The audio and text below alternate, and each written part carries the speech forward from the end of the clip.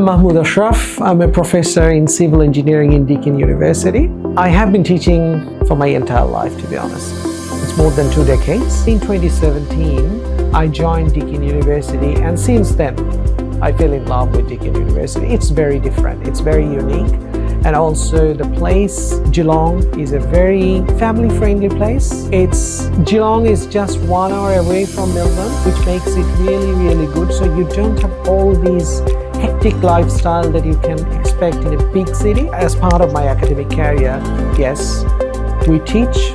That's why I'm here at RIC, because I have this wonderful, unique cohort of students through RIC Deakin Pathway who deserves to see some Australian academics come here and interacting with them. So I'm teaching here for a week and I'm meeting my wonderful students. And as part of my academic career, what we do, we travel across different parts of the world. We attend different seminars, different conferences. We do a lot of research.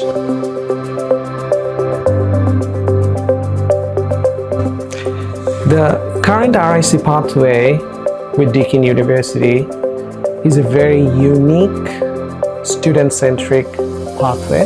The reason I say this, because from day one, the students are considered as a Deakin University student, but it's not just on paper.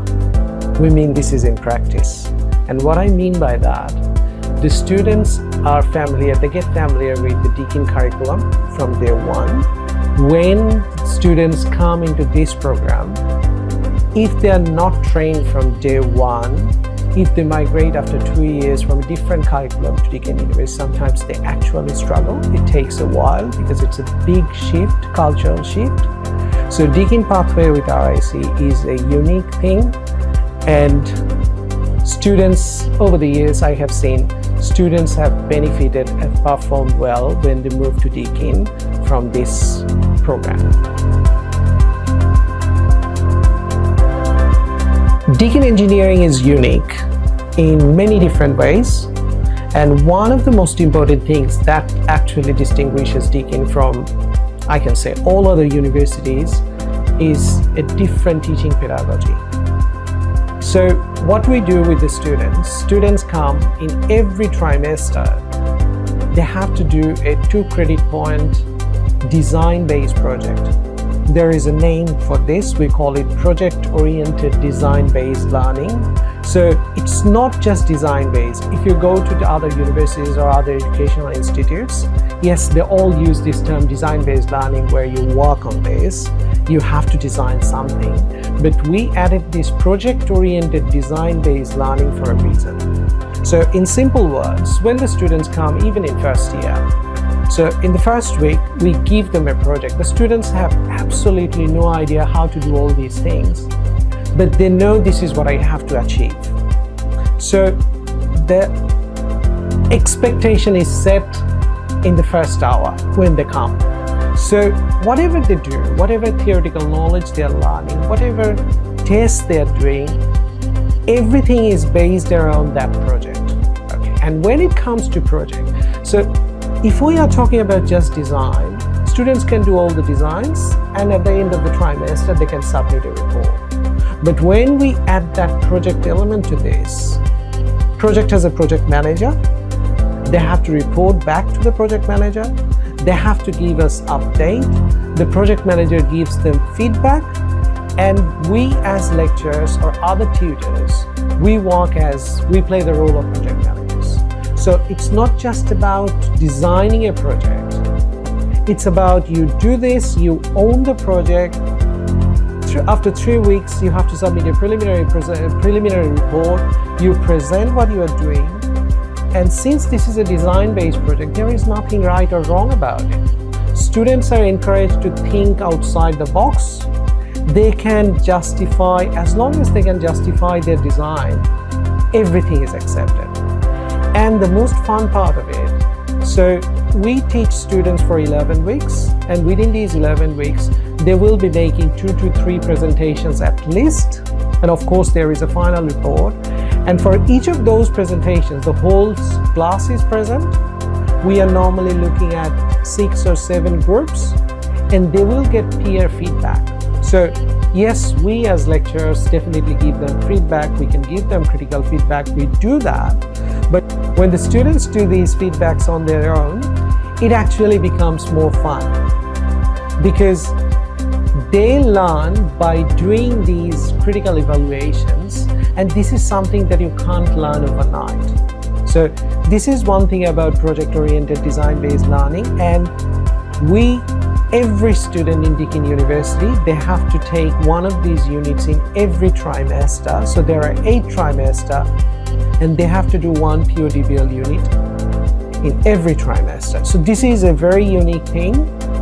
And of course, say when you are thinking about engineering, we have this wonderful building, we call it Cadet Center for Advanced Design in Engineering Teaching, that's the full name. But once you go there, you will see the uniqueness of this building, because in that building, we don't have traditional lecture theaters. What we have, what we call these is design studio rooms. So when you step into one of those design studio rooms, we have 6 tables. They are uniquely designed so that we can make sure that the students are talking to each other. It's not like I'm the lecturer, I go there, talk for an hour, and the students listen to me and just go away. No. We will be spending only probably 10 or 15 minutes just to set the expectation. This is expected out of this session, and these sessions are long, 2 to 3 hours, and students are put in different teams. They learn from each other. We are always there to support them, but we push them as hard as possible so that they learn. And of course, during this process, it's not just about doing everything on paper. We have all these state-of-the-art facilities in the cadet building. We have 3D printing labs, we have civil engineering labs, material testing labs, VL labs. You just name it what you need. And if you're studying renewable engineering, we have a state-of-the-art renewable engineering lab where the students can go and play around with different plugs and then see how all these things change. So during this process, students learn about fundamental things, and then we tell them, okay, you have learned this, don't accept what I am saying as a lecturer unless you actually test it. We send them to the lab, they go to the lab, do the relevant tests, get the test data, and then verify whether what I said is true or not. And that learning helps them to go to the next phase, and they modify their design, give a presentation, we do critical evaluation, and then this is a continuing process. And by the end of year 11, the student who comes in week 1 without any knowledge of what to do, each and every student come up with some wonderful designs after week 11. So this is a wonderful way to teach engineering in Deakin, and I as a lecturer, I absolutely love this.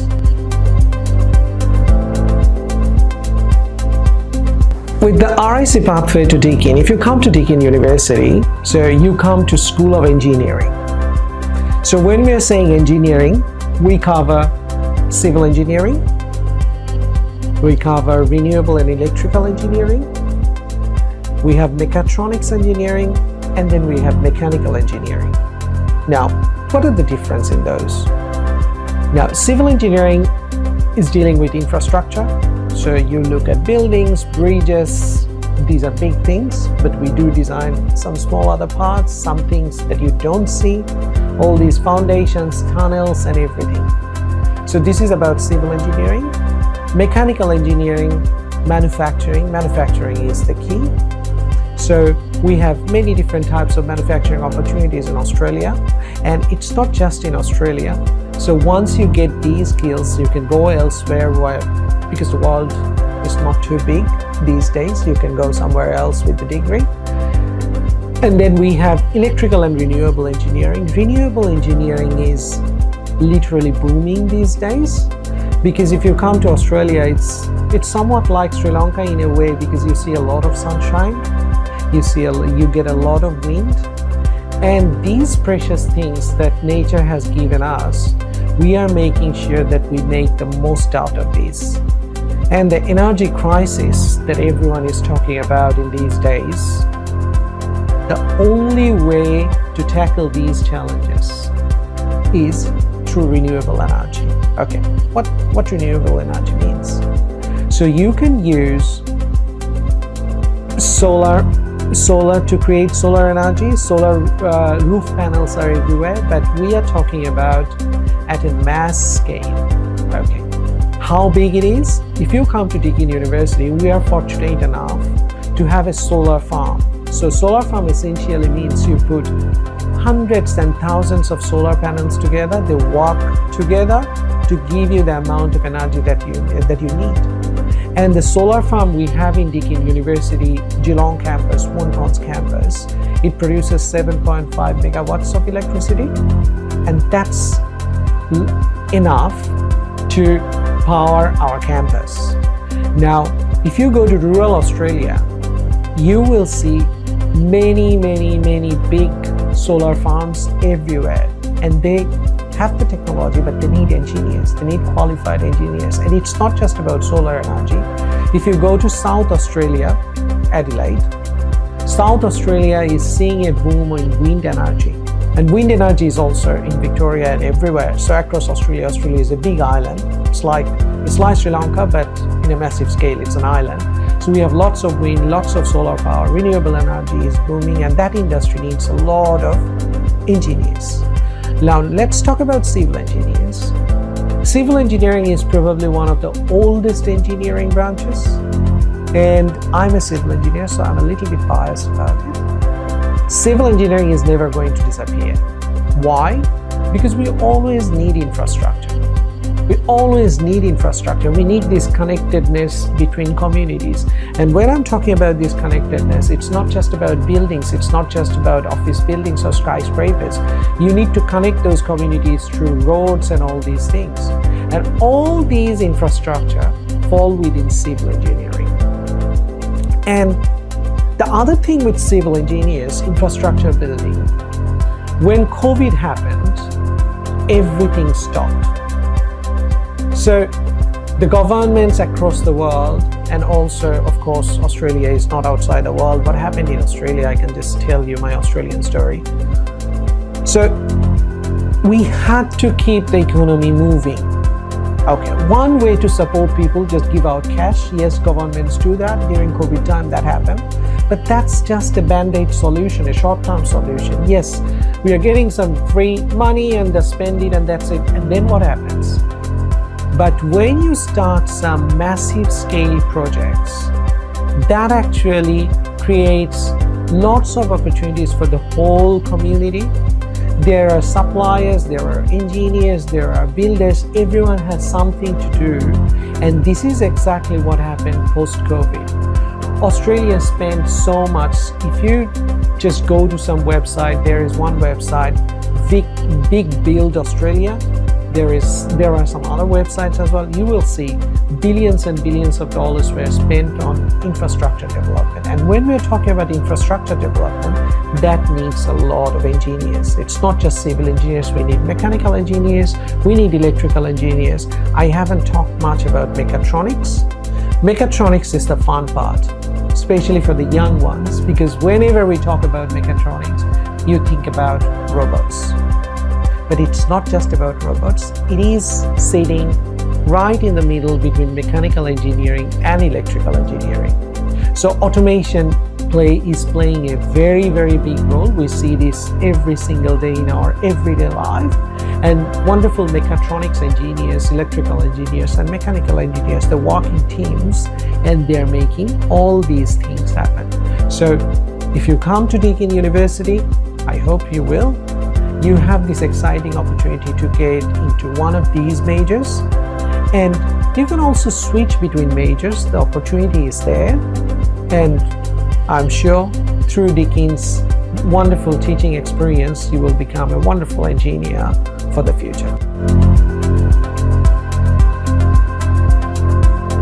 So the career landscape, that's very important, of course. Like when you are becoming an engineer, definitely you want to know. I'm not studying engineering just to become an engineer. I want to be a real engineer. I want to do something, right? I want to do something really exciting. Now, those exciting opportunities has to exist, right? We have seen with IT, people jump into IT. Now, a lot of students are studying artificial intelligence, and sometimes it gets too saturated. And then you see we have so many graduates, but with skills, but there are not enough opportunities. Luckily for engineering, it rarely happens, especially the type of engineering that I'm talking about, mechanical, civil, mechatronics, and renewable engineering, because there is a massive shortage of engineers in Australia.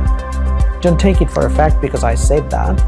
You can go to Engineers Australia website, who are the big body, and they have all these statements, proven statistics that shows we need at least 30 to 40,000 skilled engineers during the next 10 years. And that's a big number.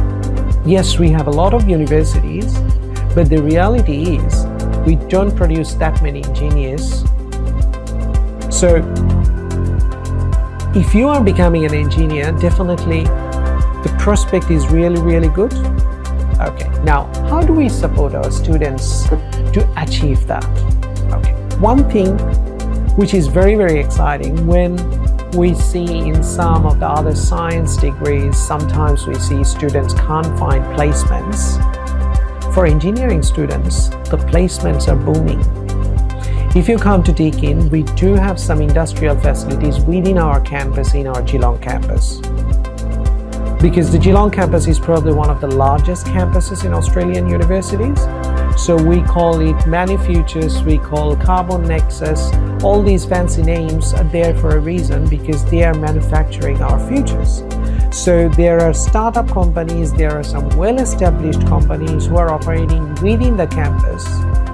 And the reason we allow them to operate within our campus, because they have to take our students as interns. So there are many internship opportunities within the campus. And in addition to that, we have partnerships with many, many regional companies, industries across Melbourne and even outside Melbourne, who are looking to recruit Deakin graduates.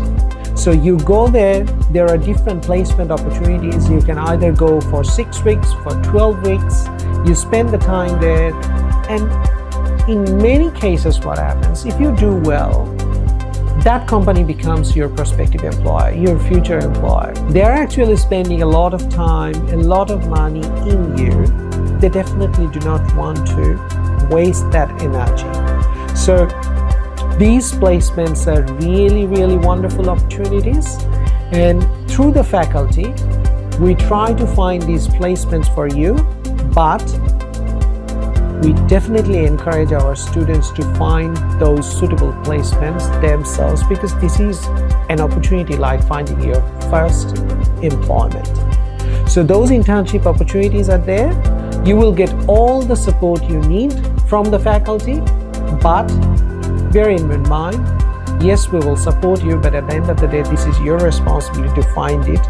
We are always there. And most of our students, I think almost all of our students, they find these internships wonderful opportunities, either within the campus or outside the campus.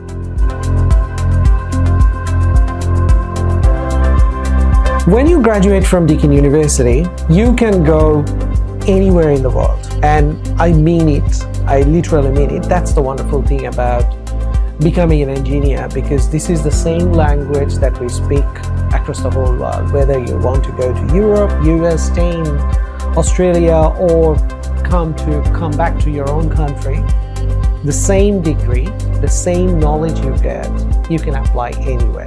Who doesn't want to work in like big companies, right? So we have partnerships, established really, really strong partnerships with a lot of global companies. So Ford, I think you have heard about Ford, the motor company.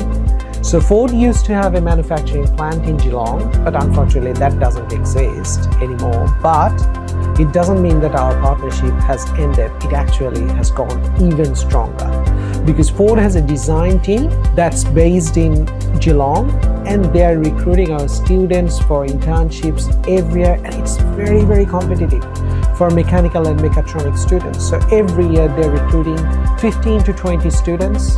We select about 35, 40 students every year. They go through interviews, and in internships, there has to be a perfect match between you and the prospective employer, right? So Ford is a regular recruiter. We have very good relationship with these global infrastructure companies, AECOM, SMEC. These are just a few to name. Geelong City Council, it's also a big institution. We also have one exciting opportunities for our water engineering students who become part of civil engineering. Bound Water is a big water company in Geelong. So they all recruit internships all the time. We recently had some graduates move to Tesla to the US. They wanted to test something, of course, and they're doing well because they recently visited Geelong and they shared their experience. It was really wonderful to see them. So when you get this degree from Deakin University, you can literally go anywhere. Like a lot of our mechanical engineering graduates, they are working in BHP, Rio Tinto, all these mining companies. They have offices everywhere. Quite a few, they moved to Western Australia because Western Australia is the place where all these mining activities happen. So, as I say, once you get this engineering degree from Deakin University, you literally own the whole world. You can go anywhere, and through our established partnerships, or we train you how to get that job, because we have a wonderful facility we call Deakin Talent. So Deakin Talent is another unique opportunity where the students can go. They can go through some free trainings, how to pitch to prospective employers, how to tweak your CV so that it stands out from hundreds of CVs that all these big employers get. So we encourage our students, when we talk about these industry placements and everything, you do some sessions with Deakin Talents. We bring them, they teach you, they guide you. But again, at the end of the day, you are the person who needs to learn and understand how you can make use of all those facilities, all those trainings to get the dream job that you want. So Deakin engineering degree, all the majors that I talked about that you know, civil, mechanical, mechatronics, and renewable and electrical engineering, all these courses are accredited by Engineers Australia. Now, to some of you, what does this accreditation mean? Accreditation means, yes, you can learn engineering in many different institutes, but there has to be a stamp of approval that the degree you are doing, that the things we are teaching you, that the things that you are learning, they are accepted worldwide. And we are proud that this accreditation, yes, we have this stamp of approval of Engineers Australia, and through Washington Accord, these degrees accredited in the US, in the UK, wherever you go in most part of the world, your degree is recognized. Okay, what it means, when you graduate from Deakin University, if you want to go in the UK, you don't have to go through any other verification or anything that you got a legitimate degree. They will know, okay, no, this is Engineers Australia approved degree. So you are a civil engineer, recognized civil engineer, you are a recognized mechanical engineer or a mechatronics or renewable engineering. And the way it helps, when you apply for a job overseas or within Australia or overseas, you don't need to go through any additional paperwork or anything. They will accept you as you are. So Deakin Engineering has gone through some really, really exciting transformations or changes, or we can say some additions to our courses. And that exciting addition happened not long ago. I think we started in 2024. It's 2026, yes, 2024. So we took this bold decision to launch the same engineering courses in Geelong and also in Melbourne. Okay. So why is it exciting? It's not easy. When I'm saying this, like this is an easy thing, of course not. When you are talking about engineering, launching an engineering course is very, very challenging, because you need these test facilities, lab facilities, class facilities, and everything. And this design-based learning actually demands a lot more than just a traditional classroom. We have to have that studio facilities and everything. Now, in 2023, we decided, yes, we love Geelong. Geelong campus is really, really big. But there was a demand that we should launch the same course in Melbourne. So now, this gives you more flexibility. Just from students' point of view, I think this is an amazing thing, because if you start in Geelong, which is our main engineering campus, for some reason, sometimes our personal conditions change, you want to explore a little bit Melbourne, maybe you have found a very good part-time job in Melbourne, so you want to migrate to Melbourne, you can easily do that. So you can do one trimester in Geelong, next trimester in Melbourne, and you get exactly the same experience that you get in Geelong and Melbourne. And not only that, we also have online facilities. So that gives you tremendous flexibility in the way you learn. So you can change things the way it suits your personal circumstances. Now, one thing, of course, Geelong has been there for many years. So we have all these industry relationships and everything based around Geelong. But now in Melbourne, we are working really, really hard. And the place we have, that's kind of unique. So we have already developed quite a few industry connections in last couple of years. So in terms of industry placements, in terms of engagements and everything, you will get exactly the same experience as you get in Geelong. So from student point of view, I think this is really, really exciting. That gives you more flexibility, and you can choose wherever or whichever way you want to learn without making any sort of compromise.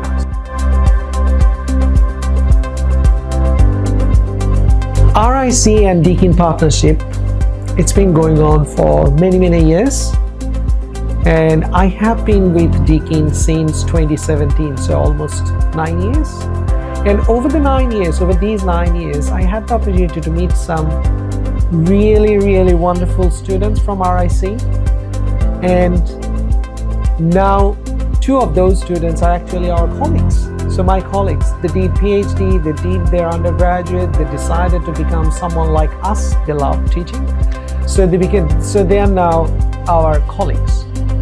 And there are a lot of RIC students who are doing wonderful in professional world. They're working in different industries. And the other good thing about this is they have now formed one of these social groups. So when the new students arrive in Australia, I know at a young age it is challenging, but when you come here, of course, we will be supporting you from university, but there is this social support. So RIC students, I think they meet regularly, as far as I know. They meet regularly, they support the new students, they are sharing their experience. So it's just a really wonderful opportunity. Now, about this partnership, the unique thing about this is from day one, yes, of course, you are not in Australia, you are in Colombo, but we try to give you the same experience as a student through the same curriculum that you would have got in Australia.